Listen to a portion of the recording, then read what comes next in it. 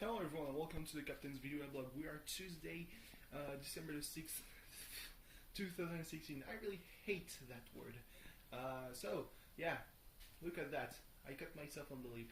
I just don't really like the kind of appearance I have when I'm shaved. I mean, it was better like in 2012, in 2013, maybe 2014.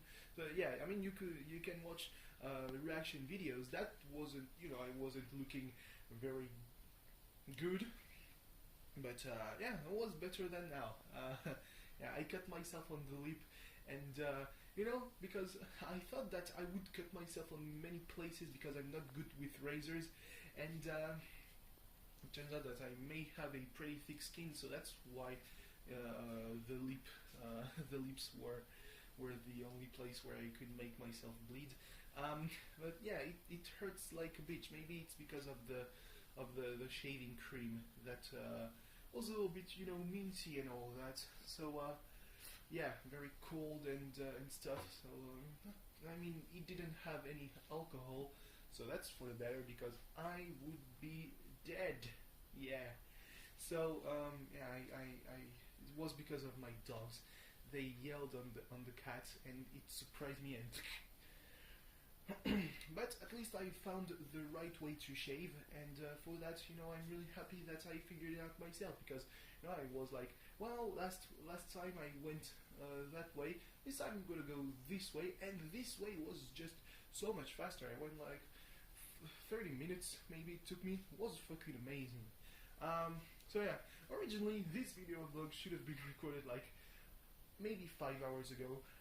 The main problem, with today being that yesterday I almost didn't sleep. Like at one point the dog just wouldn't stop barking, and it was fucking hot. And I see, with the way the papers that are over the heater are acting, that I'm gonna have to turn on the fan in my bedroom if I don't want to die from heat stroke. And yeah, when it was 9 a.m. I was like, well, fuck. Like I know that I slept for maybe 30 minutes a couple of times, but not much more. Fuck off. So yeah. So when I'm going to sleep, it's going to be so good in my bed. I mean, because I fell asleep a couple of times during the night. Actually, like I fell asleep after Paris drew against Ludogorets, and fucking miraculous draw. To be quite honest, Paris were awful. Like defensively, they were on the same kind of level as against Montpellier. Offensively, pretty much on the same level as against Marseille. Not a good match, and therefore, they can face a big team as soon as as the round of 32. No, the round of 16. The round of 32. What is it? The Europa League.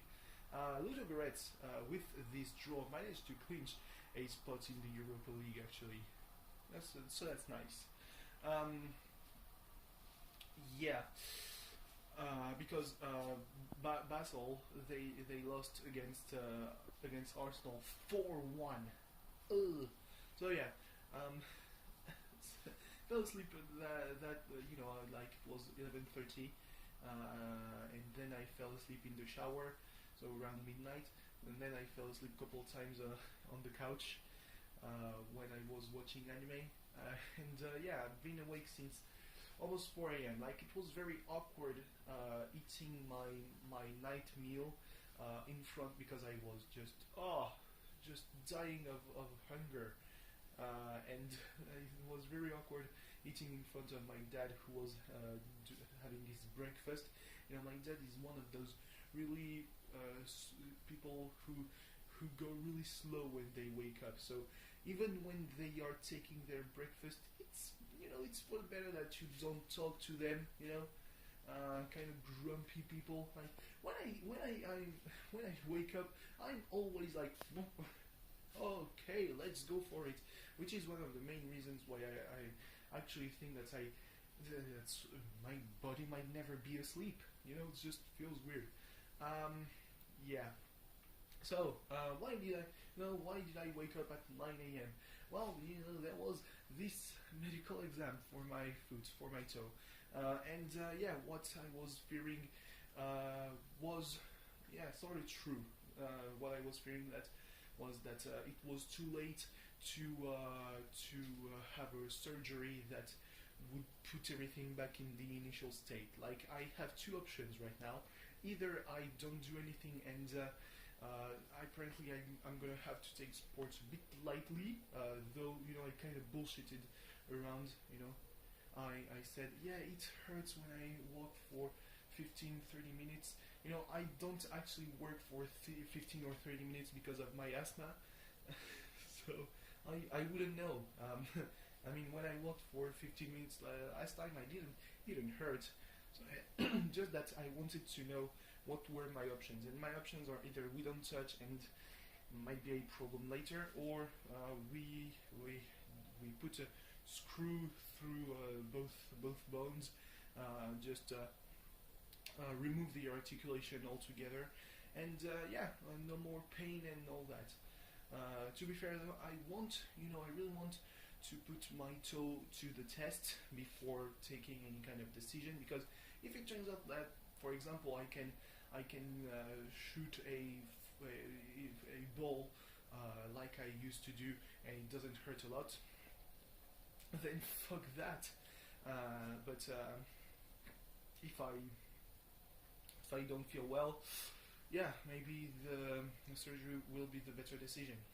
And just it's kind of bullshit to have to think about that, because then again, this articulation is not the most important. It's not, for example,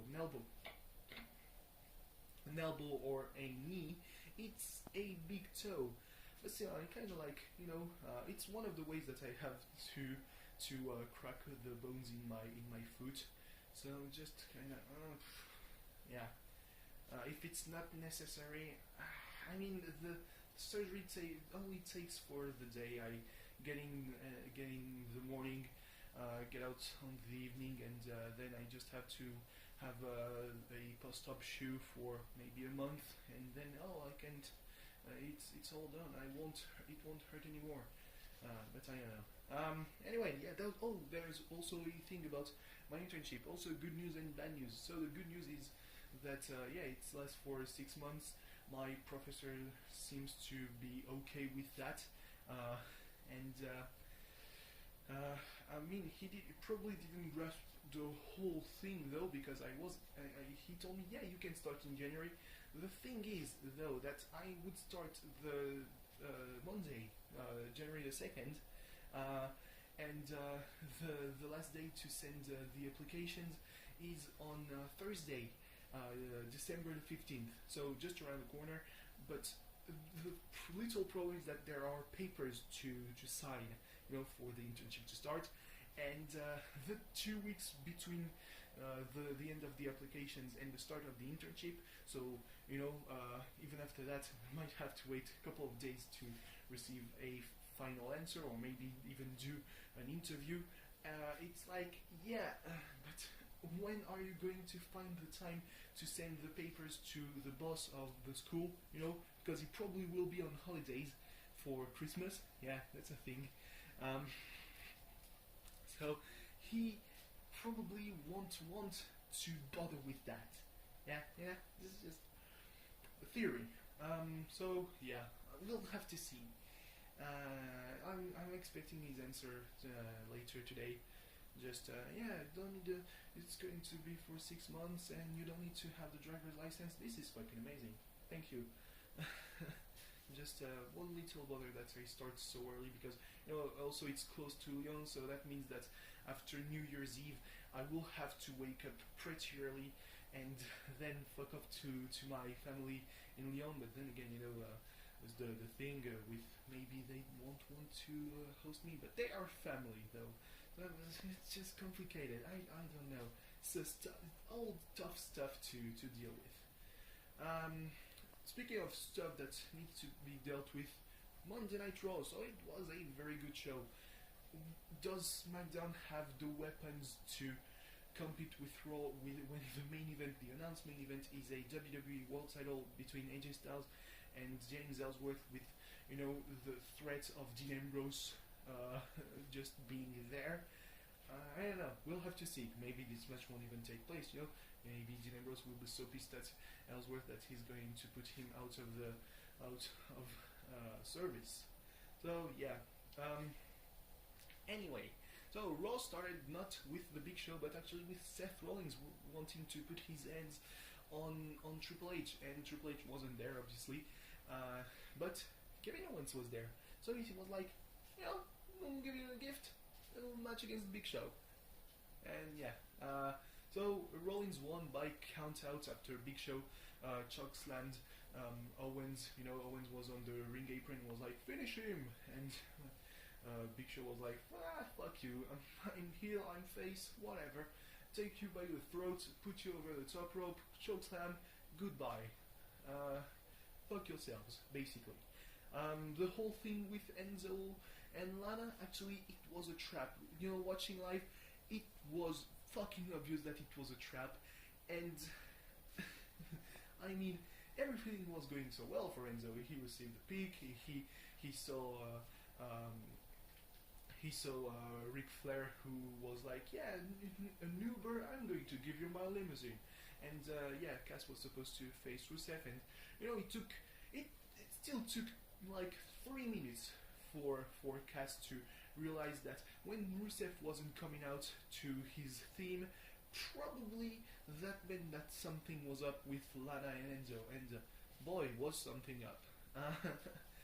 So yeah, Enzo got his ass handed to him, and yet Rusev still the heel. Because that's a face could do that. To be quite honest, I do think that a face could do that in 2016 WWE. That sounds highly plausible. So Jack Gallagher debuted, won against Ariad Ivory, not Mustafa Ali. Oh, last Wednesday me was just so silly. Fuck, I embarrassed myself. Ariad Ivory, probably one of the best heels in the cruiserweight division, and that's only because he's an Iranian heel. Ha ha, fucking ha. An Iranian Muslim. That's what I wanted to say. And he just because Sami Zayn, he's Muslim, and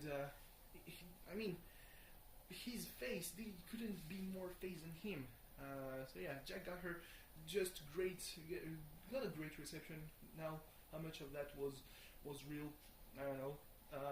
But still, he got kind of screwed by Ivory when he wanted to shake his hand after the match.